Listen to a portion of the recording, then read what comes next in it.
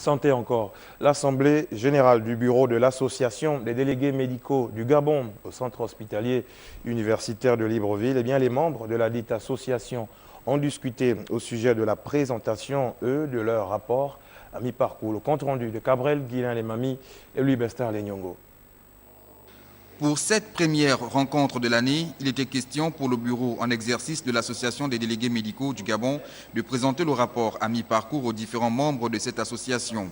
Un bilan plus ou moins positif selon le président. Lors de la première assemblée générale, les collègues nous avaient justement signé un certain nombre d'objectifs qui rentraient dans notre plan d'action, parmi lesquels il y avait effectivement la légalisation de la structure. Il fallait effectivement que bien avant cela, que nous ayons justement les statuts et règlements de l'association. Ça aussi, nous l'avons fait avec le bureau, à l'association avec les superviseurs et responsables d'agences. Autre chose aussi, c'est la mise en place du code de bonne conduite pour notre corporation. Parce qu'il faut dire qu'aujourd'hui, quand on parle de la visite médicale, c'est une profession méconnue de beaucoup de Gabonais. Mais nous ne sommes rien d'autre que des partenaires du personnel de santé, parce que nous travaillons pour les laboratoires pharmaceutiques et c'est nous qui venons auprès justement des médecins que vous venez consulter quand vous êtes malade pour leur donner effectivement ce qu'il y a comme nouvelles molécules par rapport aux différentes maladies qui peuvent se présenter ici au Gabon.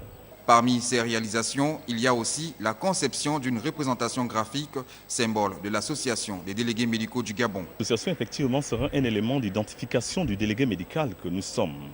Aussi bien, vous le voyez au niveau des personnes de santé, je fais allusion particulièrement aux médecins.